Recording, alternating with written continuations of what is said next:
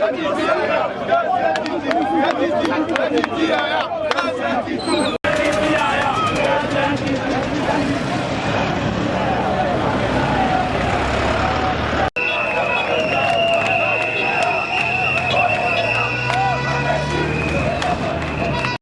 y a Martin Fayoulou.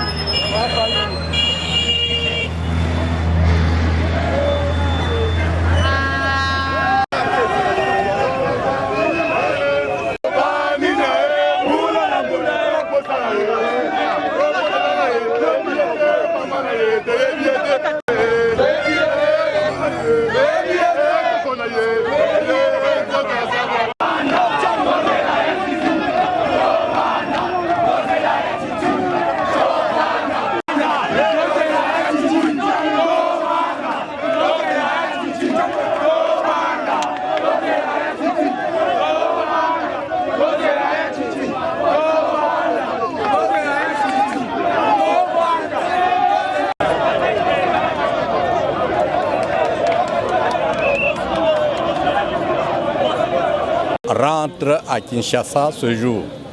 Et tous les gens que vous voyez ici sont venus pour l'accueillir.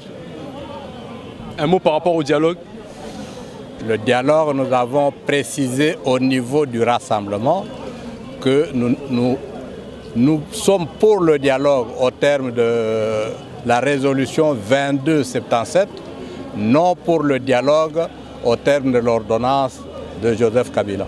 Pourquoi vous réclamez le départ immédiat de Dem Kodjo? Parce que M. Dem Kodjo, comme arbitre, n'est pas impartial. On a convenu que le comité préparatoire est changé. C'est le groupe de soutien qui se transforme en comité préparatoire. Monsieur Kodjo était dans cette réunion-là. Les membres du panel étaient dans cette réunion-là. Il vient ici, il change, il est en train de recevoir les gens pour constituer un comité préparatoire. Pire, il sait aujourd'hui qu'officiellement, l'opposition ira accueillir Tshisekedi. Et il émet une invitation hier pour que l'opposition aille le voir à 11h. Est-ce que c'est normal? Que pouvez-vous demander à la population congolaise par rapport au meeting du 31? Nous demandons à la population congolaise de venir massivement au meeting, d'écouter le message, comme nous demandons à la population congolaise de venir accueillir massivement M. Tshisekedi, mais dans l'ordre et la dignité. Merci beaucoup, professeur. Le peuple Nabiso, le 31 dimanche, va se mobiliser comme un seul homme. Tout la Kisana Mokili, qui est Mouto, Tolingué, Lissousouté. Kabila, Tolingué, Lissousouté, changement il fait contre la carte à Babila.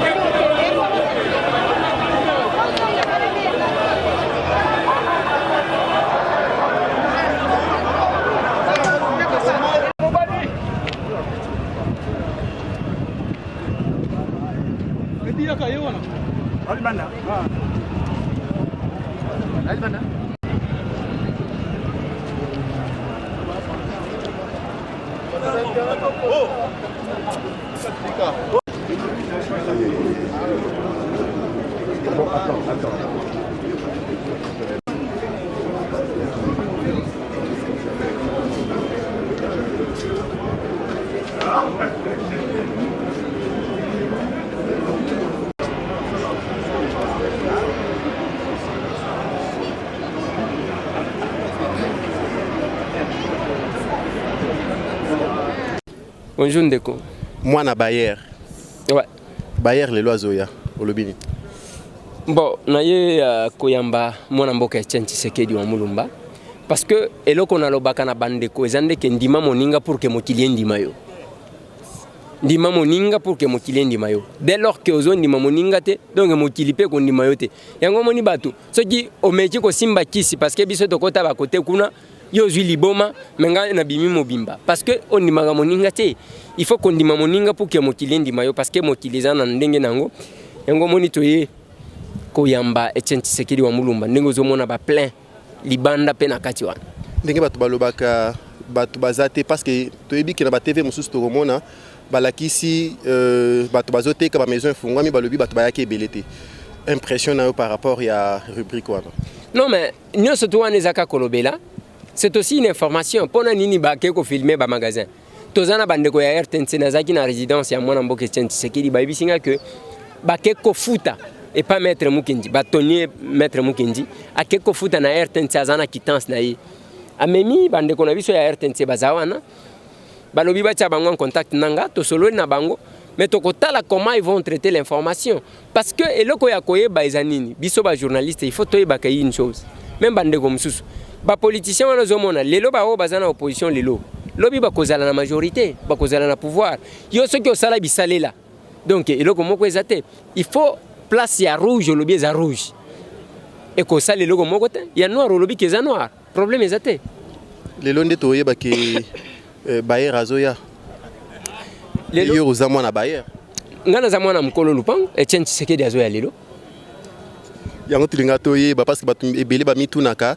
mwana Bayer azalaka wapi yo monaka Congo lokola bien 100 mètres ou bien abandonné Congo ezalaka na mkolo nango ti mkolo Congo wana nde tata ya mwana oyo azoloba ndeko les airs impressionnants par rapport ya meeting ya les 31 les 31 bon oyo eza ka signe précurseur ya oyo ko salema les 31 oyo moni ya lelo parce que nga toza ba journaliste biso nyonso tout moni bato bazolongwa limité makolo ti aéroport donc eza makambo moko ya blague te siko mokolo wa meeting ekozala ndenge nini oyo eza juste accueil ya Etienne Tshisekedi ya uti poto azozonga awo siko ya meeting ekozala ndenge nini.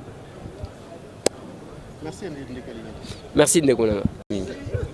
Ben toye na bandeko to bandaki na Genval na Bruxelles to kutani to lobby il faut bomoko eza na kati na biso na kati ya opposition po toyeba eloko tokoki kosala po te tobikisa démocratie tobikisa liberté na mboka na biso pe tomeka ko sauver constitution eza na kati na mboka na biso eloko eleki motuya le roi constitution ya lite so to lobby constitution ngolo banini ezali mama na mobeko oyo etangami na mboka na biso elobi moko te na kati na bakongolais koki susu kokonza mboka oyo koleka mibuzo mitope manda mibale ya 5 ans le roi président Kabila asalaki manda na ye mibale ya 5 ans yango tolobi sika il faut bazongisa maloba na peuple congolais tokende na maponami mais tozomona le quoi majorité gouvernement bazomema mboka na nyamu pe tokokolanda bango te yango lelo to telemi biso baso elongo to bosani ba différence na biso to bosani ko swana na biso to lobi bomoko eloko ko sangisa congolais ezali ko défendre constitution wana pe to bandi ba manifestation lelo to lobi peuple congolais il faut atelema lobby les 31 baya mingi baike na rassemblement to rosala pote Simon. Et après, on va tomber sur la chaîne locale. C'est comme ça. Merci beaucoup. Merci.